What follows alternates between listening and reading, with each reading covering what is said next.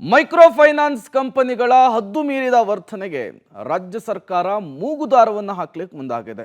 ಸುಗ್ರೀವಾಜ್ಞೆಯ ಅಸ್ತ್ರವನ್ನು ಪ್ರಯೋಗಿಸಿದೆ. Micro finance ಕಿರುಕುಳಕ್ಕೆ ಕಡಿವಾಣ ಹಾಕಲು ಹೊಸ ಕಾಯ್ದೆ. ಆಂಧ್ರ ಪ್ರದೇಶದ ಕಾನೂನಿಗಿಂತ ಇನ್ನಷ್ಟು ಬಲಯುತವಾದ ಕಾನೂನು ಜಾರಿ. 2011ರಲ್ಲಿ ಆಂಧ್ರ ಪ್ರದೇಶದಲ್ಲಿ ಇದೇ ರೀತಿಯ ಕಾಯ್ದೆ ಜಾರಿಗೆ ಬಂದಿತ್ತು. ರಾಜ್ಯದ ಆಂಧ್ರ ಕಾಯ್ದೆಯ ಅಂಶಗಳನ್ನು ಒಳಗೊಂಡಂತೆ ಕಾನೂನು ಜಾರಿ. RBI ರೂಲ್ಸ್ ಕಡ್ಡಾಯ, ನಿಯಮ ಉಲ್ಲಂಘಿಸಿದರೆ ಕ್ರಿಮಿನಲ್ ಕೇಸ್. ಜಾಮೀನು ರಹಿತ ಬಂಧನ, 2 ರಿಂದ 3 ವರ್ಷದ ತನಕ ಗರಿಷ್ಠ ಶಿಕ್ಷೆಯ ಸಾಧ್ಯತೆ. ಮುಂದಿನ ಕ್ಯಾಬಿನೆಟ್ನಲ್ಲಿ ಸುಗ್ರೀವಾಜ್ಞೆಯನ್ನು ಹೊರಡಿಸಲಿಕ್ಕೆ ರಾಜ್ಯ ಸರ್ಕಾರ ಮುಂದಾಗಿದೆ. ಪಬ್ಲಿಕ್ ಟಿವಿ ನಿರಂತರವಾಗಿ ವರದಿಯನ್ನು ಪ್ರಸಾರ ಮಾಡಿತ್ತು, ಅಭಿಯಾನವನ್ನು ಮಾಡಿತ್ತು. ಇದರ ಬೆನ್ನಲ್ಲೇ ರಾಜ್ಯ ಸರ್ಕಾರ ಎಚ್ಚೆತ್ತುಕೊಂಡಿದೆ. ಈ ಮೈಕ್ರೋ ಫೈನಾನ್ಸ್ ಕಂಪನಿಗಳ ಹದ್ದು ಮೀರಿದ ವರ್ತನೆಗೆ ಲಗಾಮ್ ಹಾಕಲಿಕ್ಕೆ ಮುಂದಾಗಿರುವಂಥದ್ದು, ಮೂಗುದಾರವನ್ನು ಹಾಕಲಿಕ್ಕೆ ಮುಂದಾಗಿರುವಂಥದ್ದು.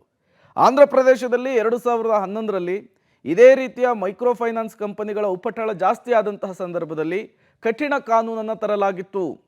ಅದೇ ಅಂಶಗಳನ್ನು ಒಳಗೊಂಡಂತಹ ಅದಕ್ಕಿಂತ ಕಠಿಣವಾದಂತಹ ಕಾನೂನನ್ನು ತರಲಿಕ್ಕೆ ರಾಜ್ಯ ಸರ್ಕಾರ ಮುಂದಾಗಿದೆ. ನಿನ್ನೆ ಈ ಕುರಿತಂತೆ CM ಸಿದ್ದರಾಮಯ್ಯನವರು ಕೂಡ ಮಾಹಿತಿಯನ್ನು ಕೊಟ್ಟಿರುವಂಥದ್ದು. ಈ ಮೂಲಕ ಶತಾಯ ಗತಾಯ ಮೈಕ್ರೋ ಫೈನಾನ್ಸ್ ಕಂಪನಿಗಳ ಆಟಾಟೋಪಕ್ಕೆ ಬ್ರೇಕ್ ಹಾಕಲಿಕ್ಕೆ ರಾಜ್ಯ ಸರ್ಕಾರ ಮುಂದಡಿಯನ್ನು ಇಟ್ಟಿದೆ, ದಿಟ್ಟ ಹೆಜ್ಜೆಯನ್ನು ಇಟ್ಟಿರುವಂಥದ್ದು. ನಿನ್ನೆ ಮೈಕ್ರೋ ಫೈನಾನ್ಸ್ ಕಂಪನಿಗಳ ಮುಖ್ಯಸ್ಥರಿಗೂ ಕೂಡ ಸಭೆಯಲ್ಲಿ ಭಾಗಿಯಾಗಲಿಕ್ಕೆ CM ಸೂಚನೆಯನ್ನು ಕೊಟ್ಟಿದ್ರು. ಸಭೆಯಲ್ಲಿಯೇ CM ಸಿದ್ದರಾಮಯ್ಯನವರು ಕ್ಲಾಸ್ ಕೂಡ ತೆಗೆದುಕೊಂಡಿದ್ರು. ಜನರ ಜೊತೆಗೆ, ಬಡವರ ಜೊತೆಗೆ ಹೇಗೆ ವರ್ತಿಸಬೇಕು ಅನ್ನೋದರ ಬಗ್ಗೆ ಪಾಠವನ್ನು ಮಾಡಿದರು. ಹಾಗಾದರೆ ಆಂಧ್ರ ಪ್ರದೇಶದ ಕಾನೂನು ಏನು ಹೇಳುತ್ತೆ, ಹೇಗಿದೆ ಅಲ್ಲಿಯ ಕಾನೂನು ನೋಡ್ತಾ ಹೋಗೋಣ. ಮೈಕ್ರೋ ಫೈನಾನ್ಸ್ ಸಂಸ್ಥೆಗಳು ಜಿಲ್ಲಾ ಪ್ರಾಧಿಕಾರದಲ್ಲಿ ನೋಂದಾಯಿಸಿಕೊಳ್ಳಬೇಕು, ರಿಜಿಸ್ಟ್ರೇಷನನ್ನು ಮಾಡಿಸ್ಕೊಳ್ಬೇಕಾಗುತ್ತೆ. ಯಾವುದೇ ವ್ಯಕ್ತಿ ಒಂದಕ್ಕಿಂತ ಹೆಚ್ಚು ಸ್ವಸಹಾಯ ಗುಂಪುಗಳ ಸದಸ್ಯರಾಗಲಿಕ್ಕೆ ಅವಕಾಶ ಇರಲ್ಲ.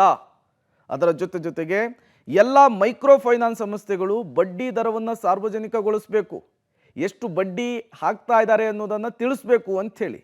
ಜೊತೆಗೆ ಬಲವಂತದ ಕ್ರಮದ ಬಳಕೆಯ ಮೇಲೆ 10,000 ರೂಪಾಯಿ ತನಕ ದಂಡ ಇರುತ್ತೆ. ಅಂದರೆ ಮನೆಯನ್ನು ಮುಟ್ಟುಗೋಲು ಹಾಕ್ಕೊಳ್ಳೋದು, ಆಸ್ತಿ ಮುಟ್ಟುಗೋಲು ಹಾಕ್ಕೊಳ್ಳೋದು, ಈ ಎಲ್ಲ ವಿಚಾರಗಳಿಗೆ.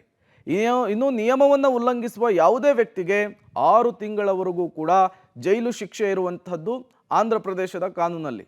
ಇನ್ನು ಕರ್ನಾಟಕದಲ್ಲಿ ಕಾನೂನು ಹೇಗಿರಬಹುದು ನೋಡ್ತಾ ಹೋಗೋಣ. ಮೈಕ್ರೋ ಫೈನಾನ್ಸ್ ಸಂಸ್ಥೆಗಳಿಂದ RBI ನಿಯಮ ಕಡ್ಡಾಯವಾಗಿ ಪಾಲನೆಯನ್ನು ಮಾಡಬೇಕು.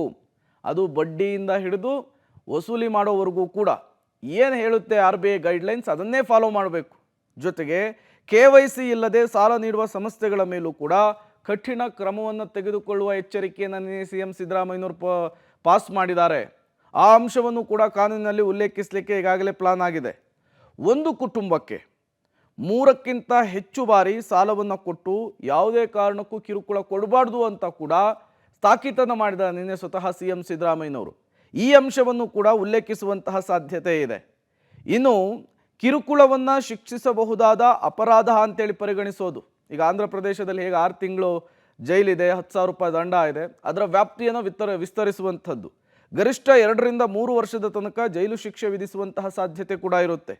ನಿಯಮ ಉಲ್ಲಂಘಿಸುವಂತಹ ಸಂಸ್ಥೆಗೆ 50,000ದಿಂದ 1,00,000ದವರೆಗೂ ಕೂಡ ದಂಡ. ಕಿರುಕುಳ ನೀಡುವಂತಹ ಸಂಸ್ಥೆಗಳು ವ್ಯಕ್ತಿಗಳ ಮೇಲೆ ಕ್ರಿಮಿನಲ್ ಕೇಸ್ ದಾಖಲು ಮಾಡಲಿಕ್ಕೂ ಕೂಡ ಪ್ಲಾನನ್ನು ಮಾಡಿಕೊಂಡಿದೆ ರಾಜ್ಯ ಸರ್ಕಾರ.